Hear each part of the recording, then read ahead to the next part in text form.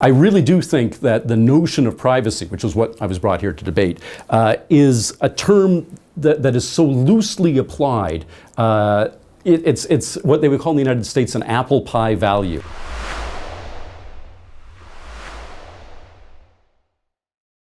That is, you name it, of course I have to be in favor of that. When we stop and think about what do we mean by privacy? Privacy, yes, of course, I don't want everybody to know my personal affairs, but where I live, in Ontario, Canada, we have made it a law that every government official who's paid more than $100,000 a year, which is about 80,000 Swiss franc, has to publish their salary, their income. We have to know this in one of the ways of tracking the corruption, you see. So this old school thing, it's a rude question. How much do you make? How much do I make? We don't talk about that. Now we say, no, you know what? My taxpayer dollars are paying your salary. I actually have a right that trumps your right to privacy in that circumstance. And this movement towards transparency, everybody decries when the government knows something about you. The beauty of what's happening is we know so much more about our government. And yes, when they're doing something wrong, we rightly speak up and take corrective courses of action now. The world has changed, and of course, in terms of having both an offline and an online component. That's an unheard of concept. Let's say 25 years ago, let's take a more appropriate number, that you would have an online persona, you would have friends that you had never met in real life and never will meet in real life, that you share intimate details with. That change is a very science-fictional change. We have been talking for decades about the notion that there will be a parallel cyberspace existence. The word cyberspace comes from science fiction, coined by William Gibson. The word cyberpunk comes from science fiction, coined by Bruce Bethke. The idea of networking comes from science fiction, John Brunner being one of the pioneers in the 1960s of this notion, and antecedents before that. So those of us who had been reading this material were not surprised when Tim Berners-Lee came along and said, let's link all the computers in the world together so everything can be shared. We recognized that this was exactly what we've been talking about all along, that there would be a cyberspace that would be in many ways as significant and real to us as our personal day-to-day existences, and for a great many people, much more interesting than the mundane 9-to-5 job that they might hold down.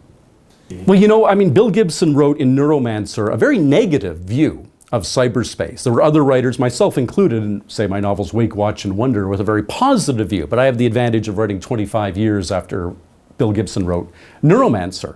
But he very much was of the notion that there would be data collection by big, powerful government agencies and big business. And his hero, Henry Case, the hero of his novel, is a guy who is kind of sort of in a way an Edward Snowden character. 25 years, 30 years now for Neuromancer. Before Edward Snowden, we were talking about the fact that ultimately those who think they can control data will not be able to. That there will always be the public, the individuals who will be able to crack open the ice, as they called it in Neuromancer, crack open any barrier and get at what the government is up to.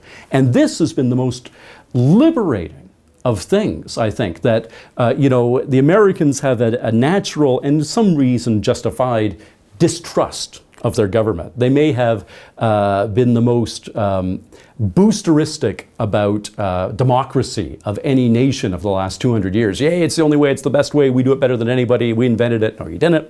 But they have clearly had corrupt governments. Obviously, the Nixon administration looms large in the American consciousness.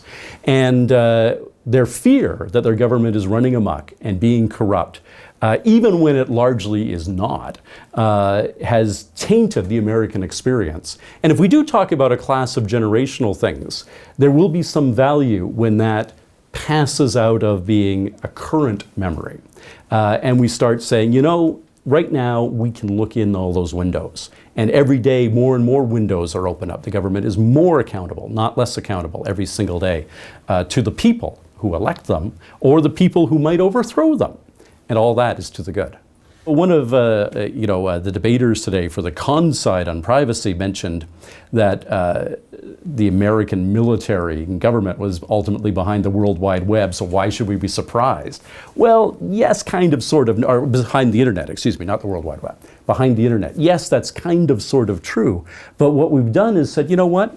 You guys aren't going to be in charge anymore. It's going to be entrepreneurs. It's going to be Elon Musk at eBay and PayPal. It's going to be Larry Page and Sergey Brin at Google. It's going to be all these people who are looking for a way, yes, to make a buck, but also to change the world. There is no question that Google set out to systematize the world's knowledge in a way that 1,000 years of librarians and researchers and academics had never managed to accomplish.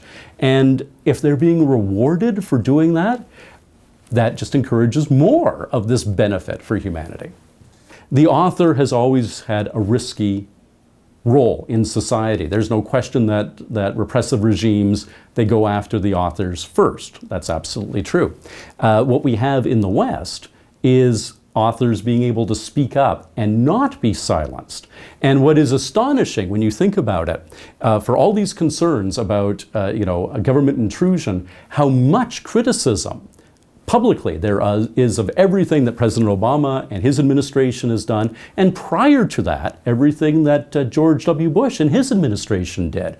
There doesn't seem to be, it makes no difference who's in power, nobody is muzzling the discussion. And what has happened democratically in the last decade is you don't have to be a privileged person like me to have interested somebody in the power infrastructure to give me a soapbox and publish my work, which was a very tiny percentage of the human race could enjoy that soapbox. Now everybody who wants to can sit down and have that soapbox. And the idea that a government can shut up all its critics when its critics are legion, when there are 100 million people, as there are in the United States, who oppose President Obama, 100 million Republicans who wish he wasn't president, right? There's no way you can shut up those voices. And the recognition now is, you know what? We have to listen to them to some degree, because the idea that the government is going to dispense with half its population, which is in most Western democracies, we've got a pretty even split between those who like and those who dislike the current party in power, is a wonderfully liberating thing.